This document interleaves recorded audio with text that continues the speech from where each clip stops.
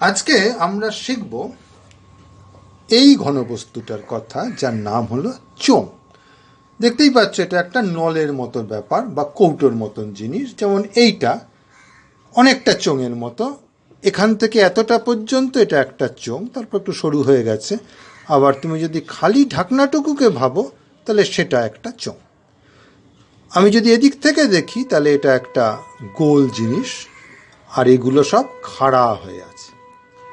ওপরটা পাশ থেকে দেখাচ্ছে বলে লম্বাটা দেখাচ্ছে, কিন্তু তুমি যদি ওপর থেকে দেখো এইভাবে তাহলে সেটা গোল, আর এটা একদম খাড়াভাবে নেমে গেছে।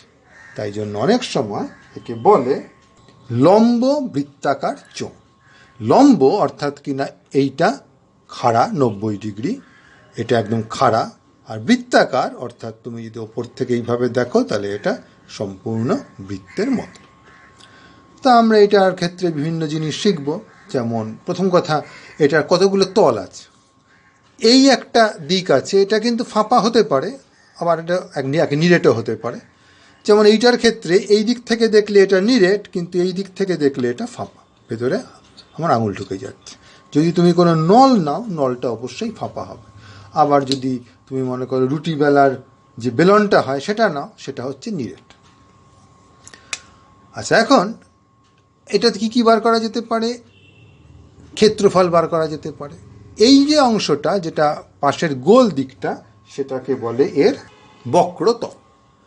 আর এছাড়া আরও দুটো তল আছে, ওপরের তলটা আর নিচের তলটা। যদি ফাঁপা হয় তাহলে থাকবে না, কিন্তু তা নইলে সেগুলো আছে।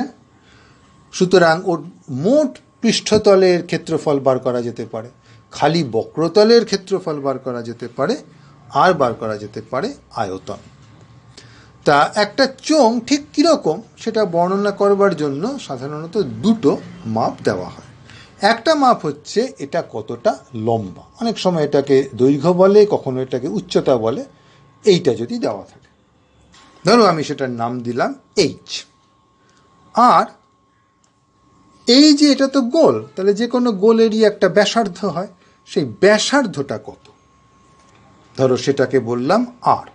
তাহলে আর এবং এইচ, এই দুটো জিনিস যদি তোমাকে দেওয়া থাকে তাহলে তুমি সম্পূর্ণভাবে জেনে যাচ্ছ চোঙটা কীরকম। এবার তুমি আয়তনও বার করতে পারবে, ক্ষেত্রফলও বার করতে পারবে। এবার আমি সেই ফর্মুলাগুলো তোমাকে দেব।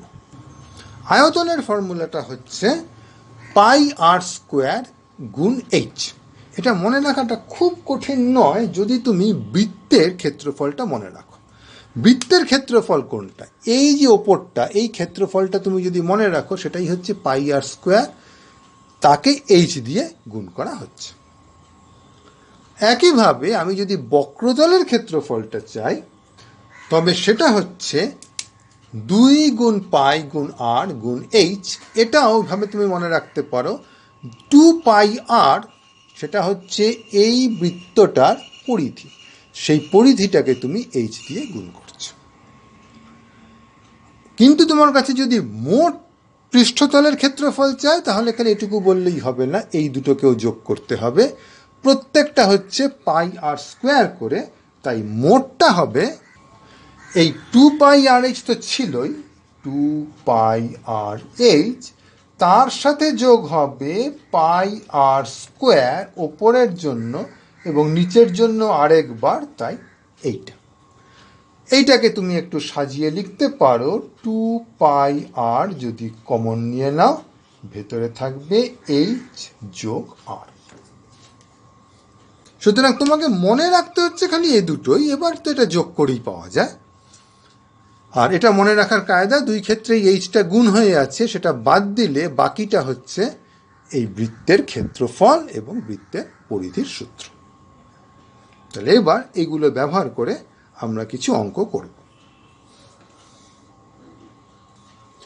প্রথম প্রশ্ন হলো, একটা নিরেট লম্ব বৃত্তাকার চোঙের তল সংখ্যা কত, অর্থাৎ কতগুলো তল আছে। আগেই বলেছি এইটা একটা পুরো আস্ত একটা তল, বাঁকানোটা, ওপর আছে নিচ আছে, নিরেট, সুতরাং ফাঁপা, ভেতরে হাত দেওয়া যাবে, সব কোনো ব্যাপার নেই।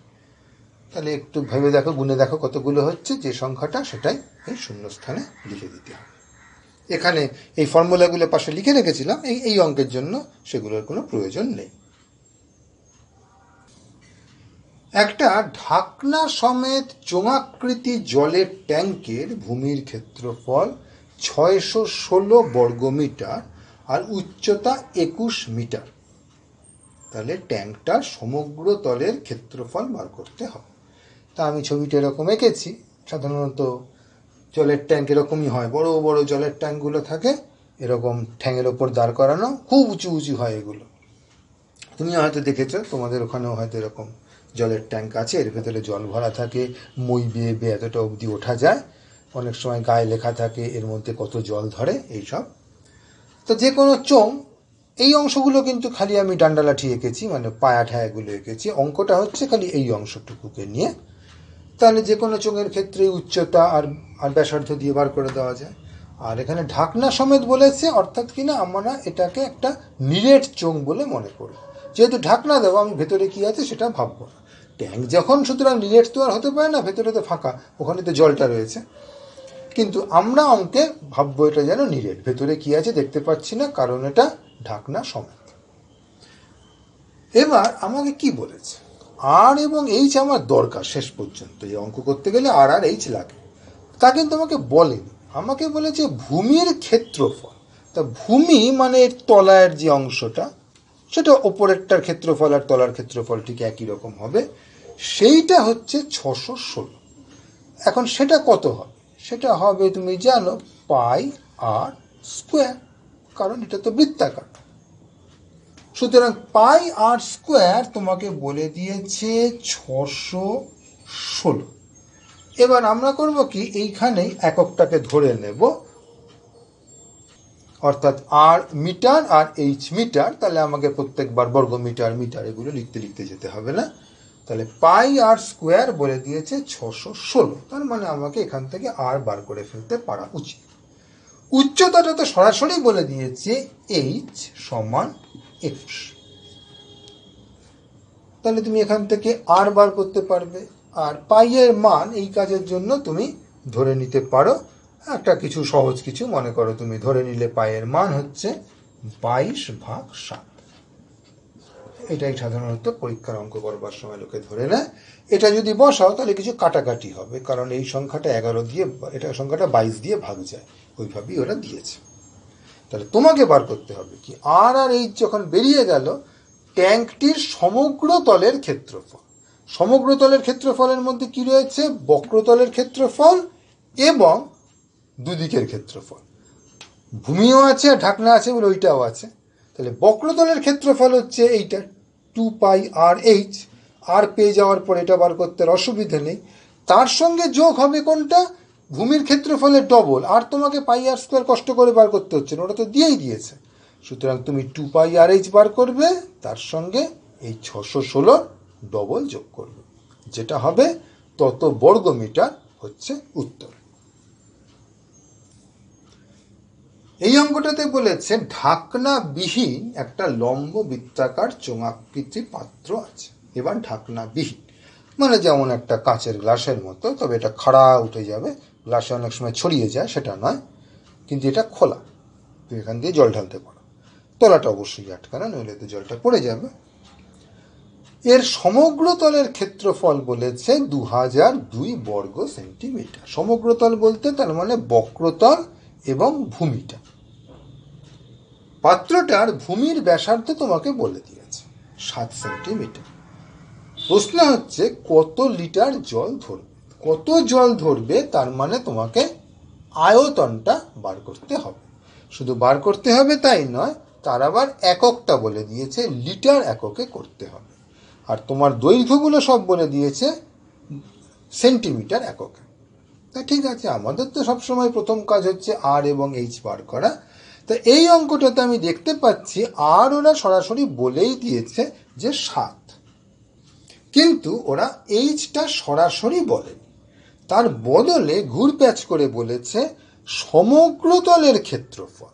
তার মানে বক্রতলের ক্ষেত্রফল অর্থাৎ 2 আর এইচ, তার সাথে যোগ দিতে হবে ওর ভূমির ক্ষেত্রফল, সেটা হচ্ছে পাই আর স্কোয়ার।